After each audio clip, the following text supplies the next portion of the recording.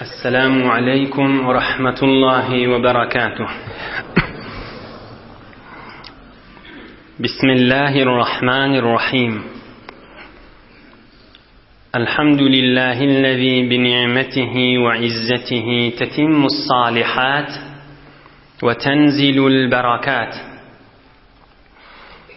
الحمد لله الذي هدانا لهذا وما كنا لنهتدي لولا أن هدانا الله، حمدا كثيرا طيبا مباركا فيه. الحمد لله عدد خلقه ورضا نفسه وزنة عرشه ومداد كلماته. اللهم صل وسلم وبارك على حبيبنا وشفيعنا ومولانا قرة عيوننا إمام المتقين أمير الأنبياء سلطان الأولياء سندنا شفيعنا محمد النبي الأمي الأمين وعلى آله وأصحابه وأزواجه وأنصاره وأتباعه أجمعين.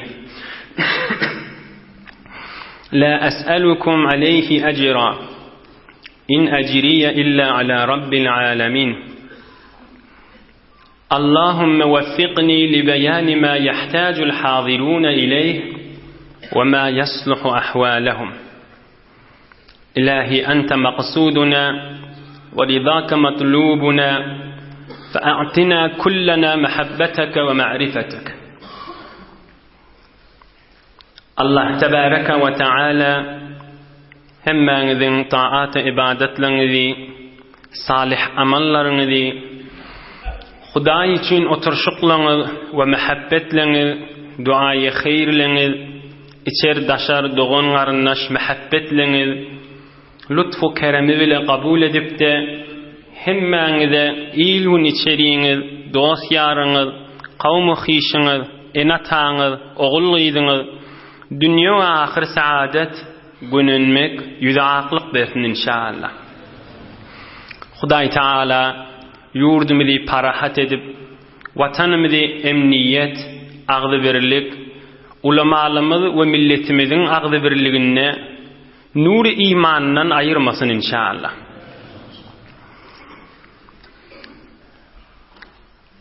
Büyük pek Allah Teala köklüdüğünden bir gecede Peygamberimizin mübarek 54. yaşındaki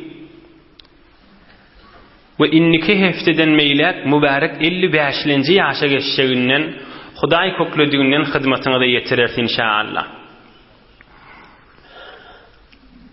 O zollarda Peygamberimiz Mekke-i Mükerreme'de 13 yıllap Mekke-i Mükerreme'de Peygamberlik berilenden sonra Mekke'nin adamlarını ve devruğundakilerini Allah Teala'ga ve Allah Teala'nın pek dinine çağırına kan ızalar ve eziyetler özüne ve sahabalarına gördü. Tam mübarek 53 yaşta olup 54 yaşında Medine-i Münevvere'ye geldi. Hatta Peygamberimizin özü ve tamam sahabaları Mekke-i Mükerreme'den çıkıp Medine-i Münevvere'ye gelýänçälerde ne kadar kıyınçılıklar bilen Mekke'nin adamlarının elinden kıyınçılıklar çekip çıkıp kayıttılar. Emme Medine-i Münevvere'de jaylaşarlarından bir yıl geçip dolup baryaqa bir vakıa olupdur. Medine-i Münevvere'ye gözümüzün nuri ve başımızın tacı Muhammed Mustafa sallallahu aleyhi ve baraka ve sellem bir yıl dolup baryaqa, yani Peygamberimizin mübarek yaşı 54. yaşının ahirrağındaqa Mekke'nin kafirleri önkü ızalarını razı bolmany bir nama yazıp Medine-i Münevvere'nin bir odol Peygamberimiz barmaqa bir adamın kelletini täs koyacak bolup padşah etjek bolup bädile geçen hefte gurrun geçti. Bir kafir adama nama yazıptırlar, aydıptırlar. İnnekum awaytum sahibana. Siz Medine'nin adamları bizim adamımızı, yani bizim elimizden giden Muhammed'i sallallahu aleyhi ve sellem cay verdiniz. Sizin iki yolunuz var. Ey Medine'nin kafirleri deyip Mekke'yi Mukerremen kafirleri nama yazıptırlar. Ya şol Muhammed'i çıkarın, ya da şonu öldürün bir yol, ya da biz özümüz Mekke'nin kafirleri, Mekke'nin adamları hemmemiz üyüşüp bar Medine'ni Qur'an zırağına salıp dargadıp qaydar deyiptirler. Bitir bir gen urrun bolupdyr. Oham Mekke'nin naması, kafirlerinin naması Medine-i Münevvere'ye baranna, ol kafirlerin başının eline düşenne, ol derrov bolya deyip yuqori qalıp, Medine-i Münevvere'de kafir bolsa, müşrik bolsa, butparaz bolsa üyüşürüptür.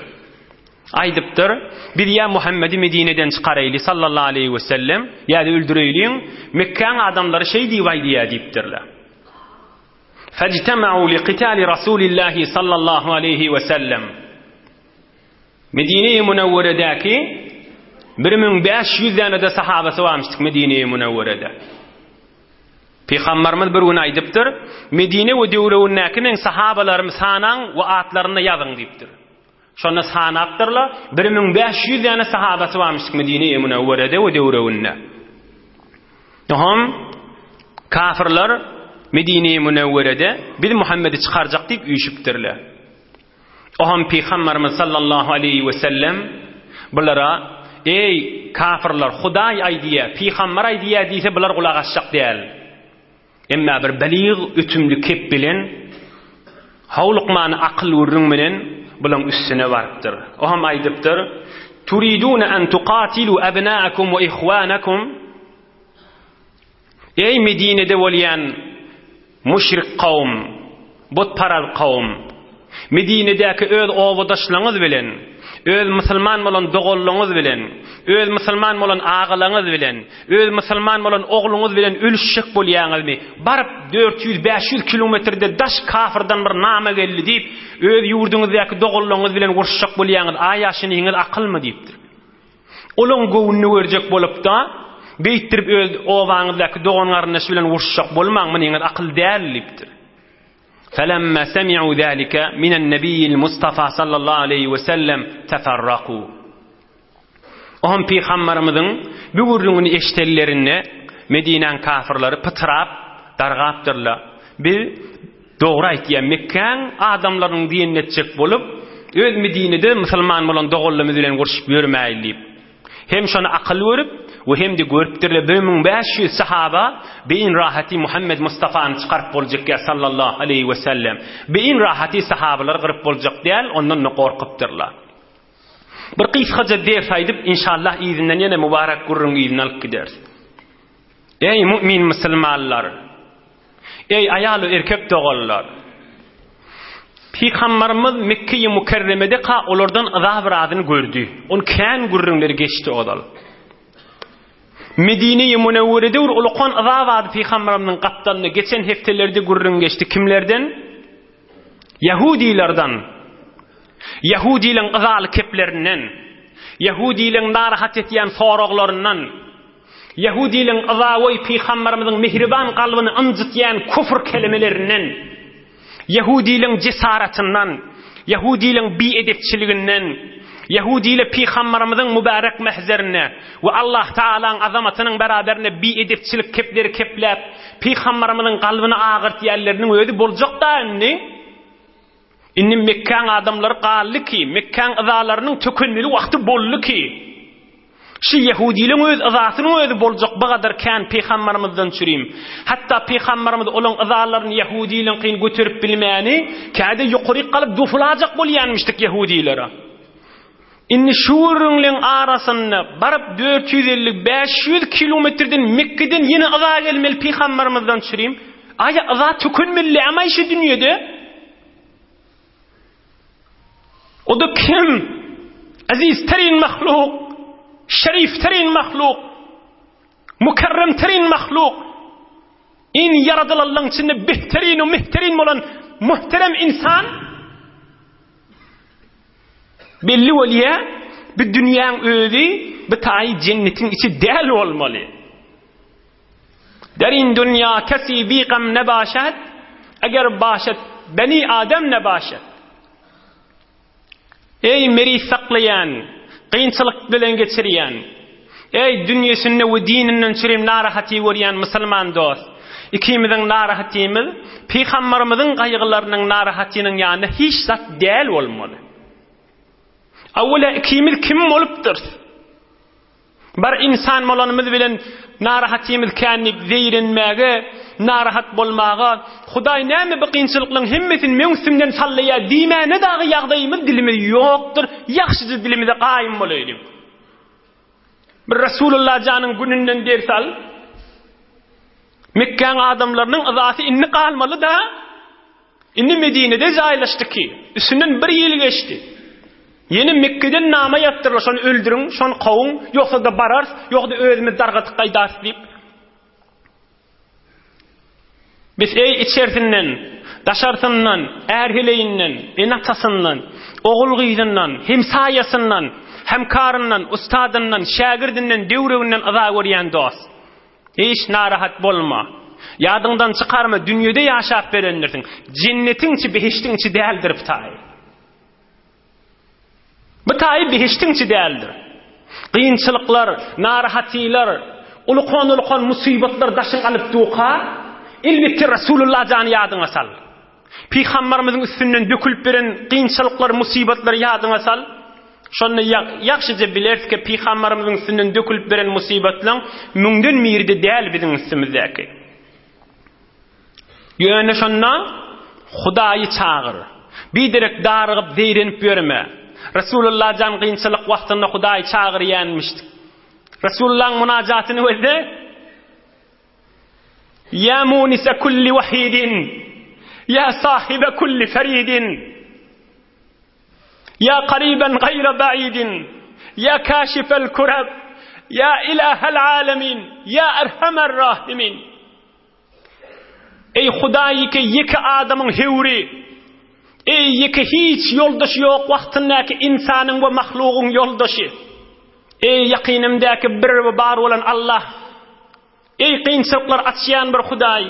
Ey alam jahanyň eýesi bolan bir Allah. Ey erhamur rahimin bolan bir Allah diýip qiyinçylyklaryny Hudaý çağırýanmışdy. Ondan başga çäre ýokdur. Emma hem siratyň iýdi, hem gurrunun iýdi, hem ders öýredi. İýdini wer Peýgamber janyň gününi. Enemiz Hazreti Aişe Siddiqa radıyallahu anha aydiye: Sahira Rasulullah sallallahu aleyhi ve sellem maqdamahu el-Medine'tel Munawwara. Peýgamberimiz Medine-i Munawwara gelen aýlaryna, gelen üllerini 54 ýyl önce ýaşynda köplerçe gijilerini oya geçirerdi. Ol ibadatyň gurrunu däl ha. Kafirlaň, Yahudilaň, ya Mekkan kafirlary gelip Peýgamberimizi gije öldürärmikan, ya birden bir kafirlaň bir aza ýetirärmika diýip Peýgamberimiz oya geçirýänmişdi. Aham Hazreti Aişe aýdiýe: o wagtda Peýgamberimiziň fakat iki däne anasy bar häzirçe. Biri enemiz Sauda, biri enemiz Aişe. Peýgamberimiz men ýanymda diýär Hazreti Aişe. Faqala layta rajulan salihan min ashabi yahrusuni al-layla. Rawahu Muslim. Hazreti Aişe aýdýär: bir gece Peýgamberimiz ýadawdy. Uqusy kim bolup yatypdy bilmeýän kafirle bir gel öldüräjek ýanak bolup, oham aýtdy: ey Aişe, sahabalarynyň biri gelip gafymyň agzynda yatyp, ya Rasulullah sen rahat yat, men özüm seni saklap otin elime kılıç alıp diýmermi kam diýdi diýe. Günni qiyinçylyklar, bigat fikirleri meşgul, bigat azalar ba, bigat Yahudiýiň eziýetleri ba, gije dagdy yatyp bilmerdi diýe. Leyte rajulan salihan min ashabi. Bir sahabalarımın bir dayaw biri bolsady, men gafymyň agzynda durup ya Rasulullah sen rahat yat diýip gowulajakdy diýip Hazreti Aişaga aýdyp duranmışdyk. Febeynema nahnu kezalik. Şeytir gurrun edip duqaq, iz semi'na khashkhashata salahin. bir kılıcın, bir şemşirin hış sesini eşittik diye. Aham Peygamberimiz aytdı, kim bolýan emma dedi. Aham 31 yaşındaki cavan sahaba Hazreti Sa'd ibn Abi Waqqas radıyallahu anh, ya Resulallah men Sa'd ibn Abi Waqqas diptir. Aham näme diýäň diptir. Näme dip geldin giyeceğin içinde diptir Peygamberimiz. On Hazreti Sa'd radıyallahu anh aydıptır. وقع في نفسي خوف على رسول الله صلى الله عليه وسلم فجئت أحرسه. Ya Resulallah, öyümde yatıydım. Birden yüreğime korku düştü. Kafirlerin biri gelip seni vurar mı kan, öldürer mi kan deyip yatıp bilmedim, zıdamadım deyiptir. Geleyin Resulullah sallallahu aleyhi ve sellemin kafsının ağzında elime kılıç alıp yatayım, seni saklayayım deyip geldim deyiptir. Peygamberimiz sallallahu aleyhi ve sellem yanıcı şoğurduğu Hazreti Ayşe edip durulmuştuk. Bir defer bir sahabaların biri gelip beni saklamaz mı ka deyip dil bir dil rahatdar ediyenleri şey, yürekten haberli diyenleri be. Ya Resulallah, yüreğime bir korku düştü. Şu Yahudlu kafirlerin biri gelip sana bir zat diyecek yali, yatıp bilmedim deyiptir. Gelip sen saklayın deyip geldim, yat keyfette istirahatın et ya Resulallah deyiptir. Peygamberimiz näme deyiptir. فَدَعَا لَهُ رَسُولُ اللّٰهِ صَلَّى اللّٰهُ عَلَيْهِ وَسَلَّمْ ثُمَّ نَامَ. حديث صحيح رواه الإمام مسلم. Peygamberimiz Hazreti Sa'd'ın dinine ve dünyasına hayır dua edip keyif edip kurruk çıkıp yatıp kalıptır. Dinine ve dünyasına hayır dua edip keyif edip yatıp kaldı diye Hazreti Ayşe diye şeydi. Resulullah istirahat gerek ki. Elbette istirahat gerek. Bigat meşguliyat, dünya ahir ummet kaygı, ızalar, iziyetler, bernameler döküp durmalı. Üstüne hey mesuliyetler, ayetler iğnuveti.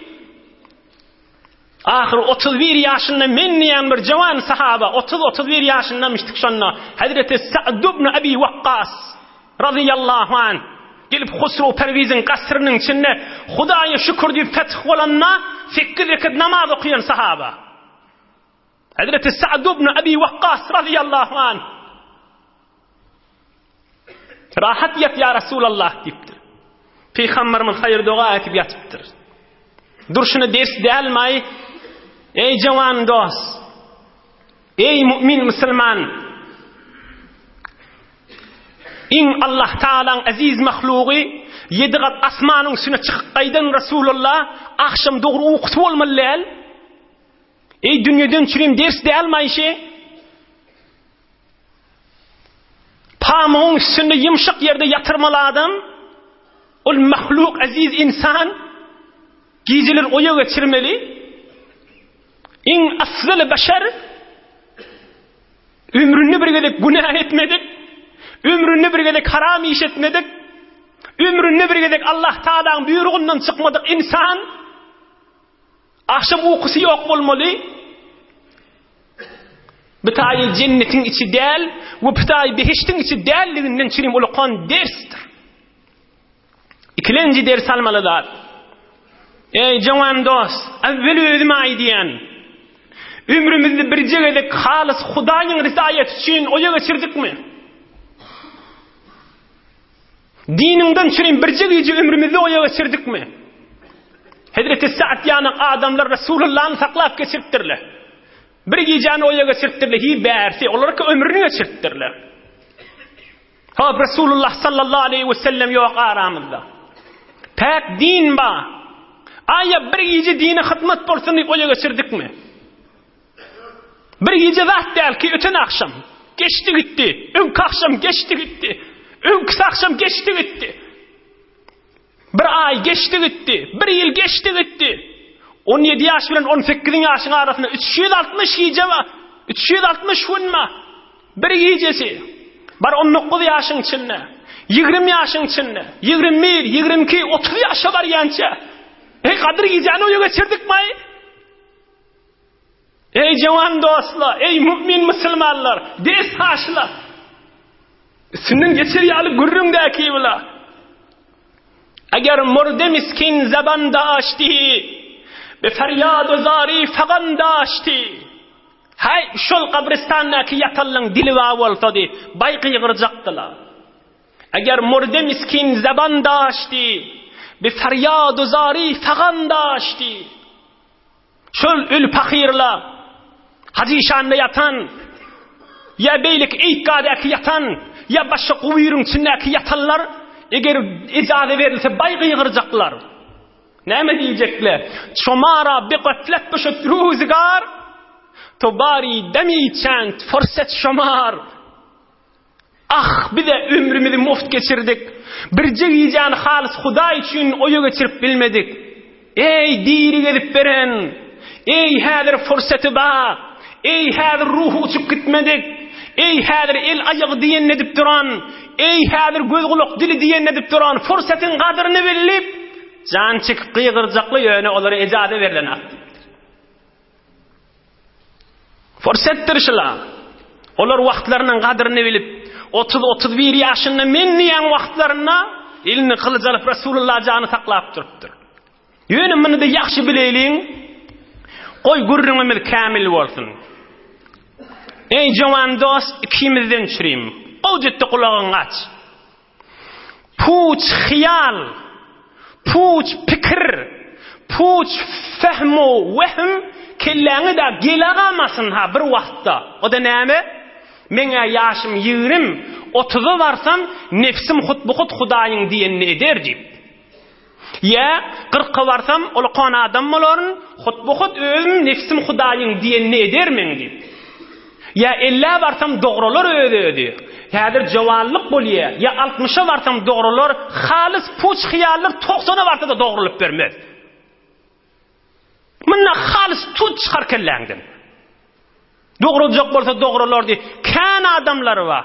Ýaşy 50'a barpdyr, 60'a barpdyr, 70'a barpdyr, 80'a barpdyr. Häzirde onu muny gıýbat edip, häzirde namazynyň kazasyny almany, häzirde alham kul huwallahyny dogrulmany, häzirde görüne aza berip, döwrüňdekiler güldürjek bolup ömrüni puç geçiren akmy?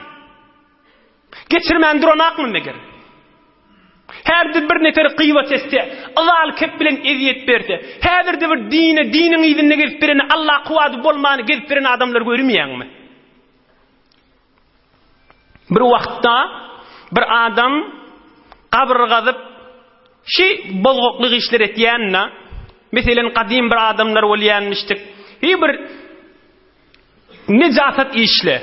Meselen qabr adam jaýlananna gömüleni adamlygydenden soňra kefenini çykaryp, kefenini satyp, ýuwuşdyryp şeýtip beren qadim zamanyna bolýanmış. Oňam bir 80-90 ýaşynda ulqan adam bir ömür şeýtip geçiripdir da, qabr gazyp, günnüş qabryň daşynda geçirip, oňam özüňi ýaly bir sorapdyr, şoň işiniň şo jüredigini bilýänmiş da. Ey hajaga diýipdir.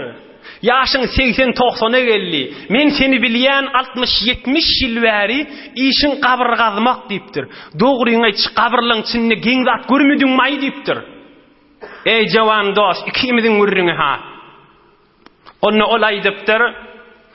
Qabrlarda geň zat görmek diýipdir. 70 ýyl qabr gazyp öz nefsimde bir geň zat gördüm diýipdir. Yani näme? 70 ýyl bäri qabr gazyp ben geň gören zadyň näme? Onu olay diýipdir. Gur kenden diýdi, 1 saat nämort, 1 demem fermany, 1 taat nebor. Ey can nasipdir, 80 ýaşymma 60 ýyl, 70 ýyl bäri qabr gazyp ben. 60 ýyl, 70 ýyl bäri ölü görüp ben diýipdir. Häzirde men nefsim ölüna, bu şygadar ölüler görüp bir gede Hudaýyň diýenini edeýin diýen akta diýipdir. Men öz nefsim anlayan diýipdir. Qabrlaryň içinde geň zat göremek diýipdir. Şu kadar ölü bir adyny gördüm, şu kadar qabr bir adyny qazdym, häzirde nefsim Hudaýyň diýeninden çykyp günah etjek bolup otýda diýipdir. Ýaş diýsen 70-80'e bardy. 60-70 ýyl bäri ölü görüp ben, qabr gözüp ben diýipdir. Häzirde inni nefsim ölamaly wagty boldy. Bıqad qabr gördü, bıqad ölüm gördü. Häzirde nefsim Hudaýyň diýenini edmäni, günah etmäni teýýar bolup duda diýipdir. Gur kenden diýdi, 1 saat nämort, 1 demem fermany, 1 taat nebort. Men öz nefsim ölen akşam anlayan deyiptir. Kabir degen zat göremem. Öz sanlığım degen zat gördüm deyiptir. Öz kursogumda nefsimde degen zat gördüm deyiptir. Häzir de Hudaýyň diýende de melen ak deyiptir. Şol hemmemizin de nefsimiz şu. Allah Taala'ň dinine gelip bilen Hudaýlyk ulamalyň gurrüňine girilmese, Hudaý Taala'ň nury hidaýatynyň etegine girilmese, Hudaý Taala'ň dostlary bilen oturşylmasa, ýaş ýokary galany bilen, jowallyk aýyrlany bilen nefsimiz hutbuky diniň etegine girarmy kadipdaň puş tamamy bolup görmesin. Hudaý üçin nasihat diýen, Qur'an-ı Kerimden we Peygamberimizin sözünden we ulamalyň sözünden çykarylan bir aýmakdan füýji hakykat gurrüňler şula. Kadryny bilip nasihat bilen derdiňden çyryň derman bolup duran gurrüňlerdir. Awwel özüm aý diýen.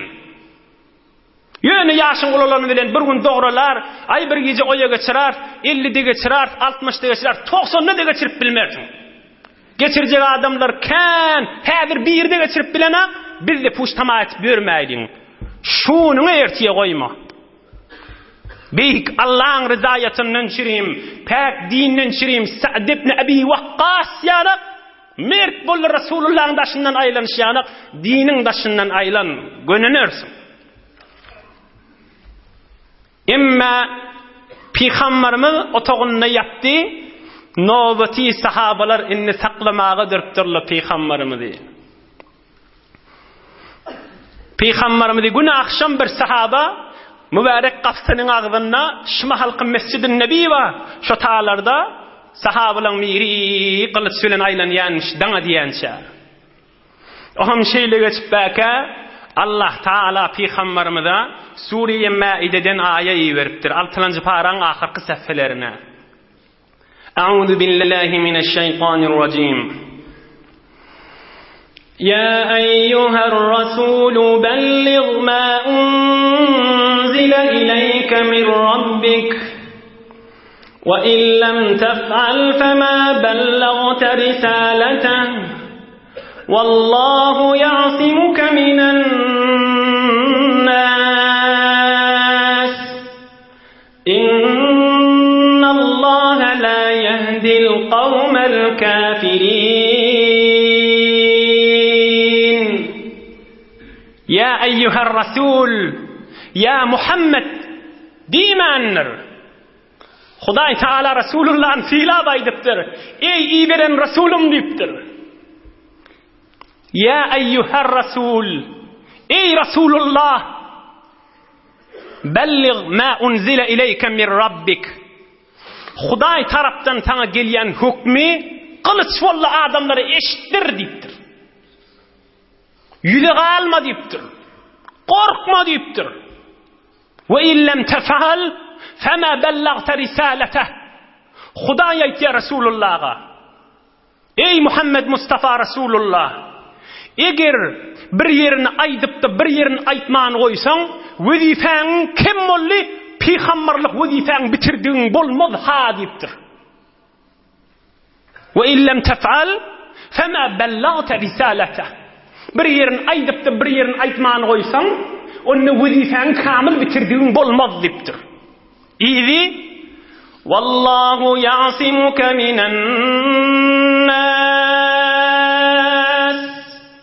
Hudaý seni kafirlerden saklajak, seni kafirliň biri öldürüp bilmez diýipdir.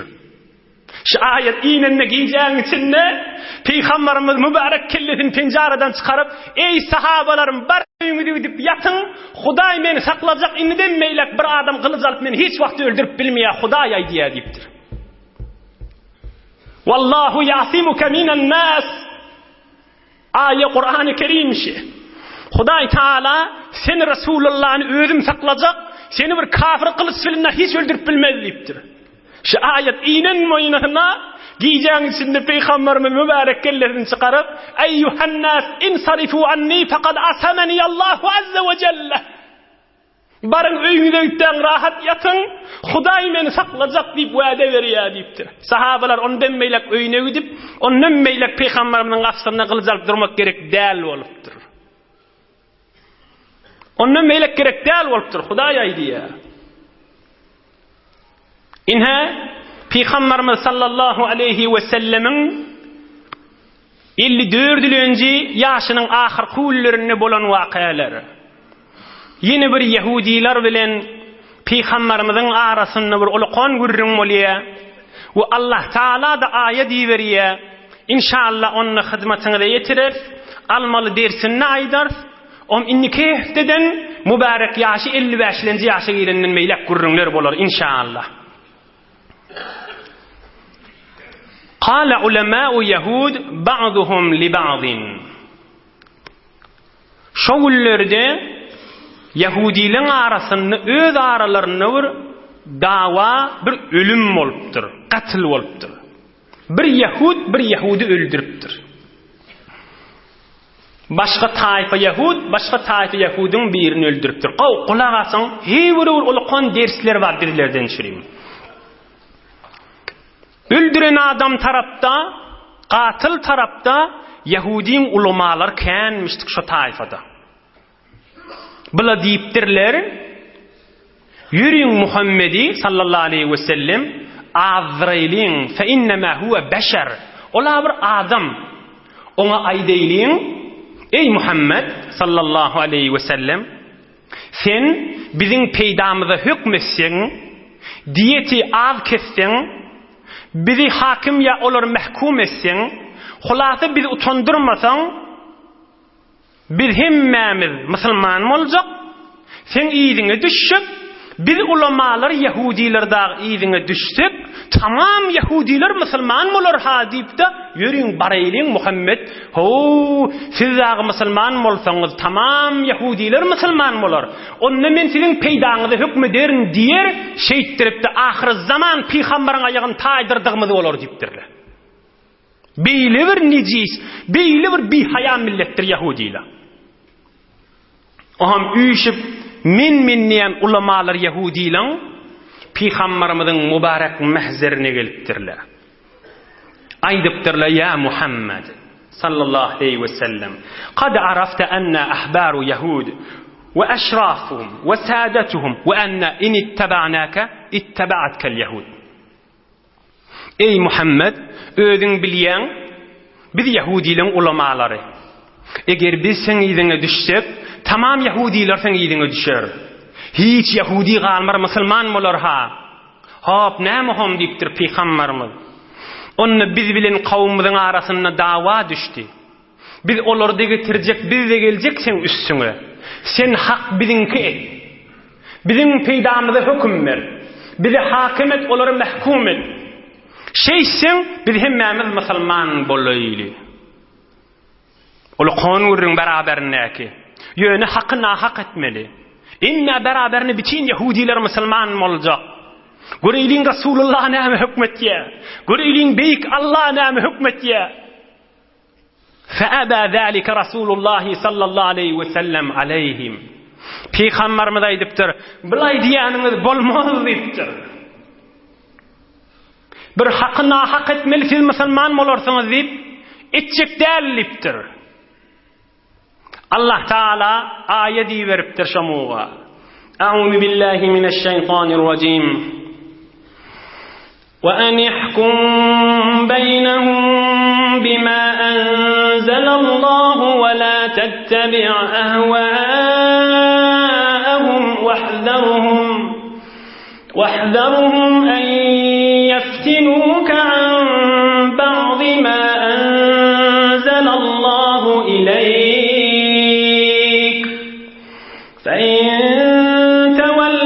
فاعلم أنما يريد الله أن يصيبهم ببعض ذنوبهم وإن كثيرا من الناس لفاسقون أفحكم الجاهلية يبغون ومن أحسن من الله حكما لقوم يوقنون. خداي تعالى آية veripdir. وأن يحكم بينهم بما أنزل الله. Ey manasını örten ayt. Ey kudret Allah'ın kelimesinin manalarını görsen ay. Ve en ihkum beynehum bima enzelallah. Ey Muhammed Resulullah, Yahudilerin arasında, belki alem cihanların arasında Hudaýyň aýdanyny hükmet. Ve la tettabi' ahwaahum. Olon kellelerinin dağı iyidine düşama. İyi. Vahdharhum manatı şey. Havasın cem olsun. Hey bir haberdar ol. Ay yeftinuka an ba'd ma enzelallahu ileyka.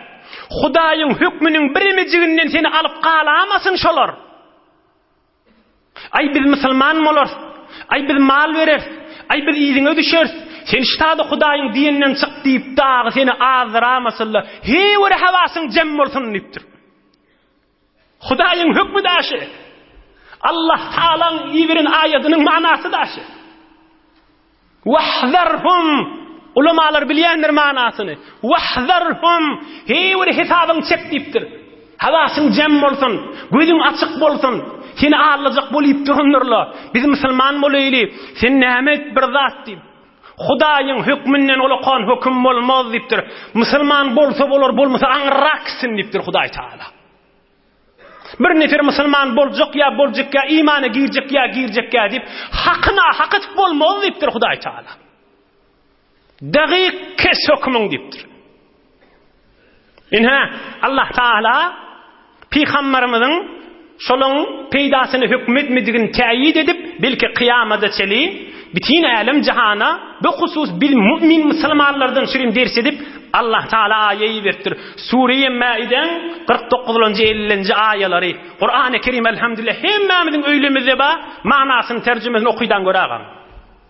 49-50 ayan şonu verdir. Beýik pak Allah Taala. Mıň içinde bir küçükdäne ders var, hyzmatyňyza ýetir tamam edin. 5-6 dagyga wagtymyz bar häzir. Awwal gowy qan derse belli bolýa gowjekde gulagas. Men şu haramy şessem, dostumy men dini çağırıp biljekmişdigim diýe kana haramy işe dag murtakip bolagama. Men şu haram toýup etsem, men şu haram toya bulaşsam, ya men şu haram iş etsem, tarap nifret tapmaz dininden. Men onu bireme özüne vererek gidip men haram iş etsem, onu kän bärik çağırarın ipdagy haram işe murtakip bolma. Onu Hudaý ejade bermändir. Gowjekde düşündir. Ya haram içki, ya haram iýmek, ya haram her näme bolsun. Şoň haramdygy belli bolandan soňra, pek Allah'ın qaytaran zady bolandan soňra, pek Allah'ın kesik goýan zady bolandan soňra dagy, ay men şonu estem, ohan tarap zede bolmar, ohan kän bärik bolar diýipde özümiz alap haramy giýek galamaýdyk. Onu öwrenişdirjek diýen menen sebep bilen özümiz harama murtakip bolmagy ijazamyz da ýokmuşdyk. Kän ýerde dinimiz bir neçe zatlara ejade berýär. Emma haramy murtakip bolmak, be hususy bir neferiň hakyny ýandyrmak, näme bahana bilen şonu ýola getirjek. Şo bireme köşüýsin diýip, oňa ejade ýok. İkinji ders almaly zat, gaty bir ulkan ders. Ol dersi Hazrat Ömer'in kesbilen ders alaýlyň. Ey men ulkan derssigini, ey men derdi dermanlygyny.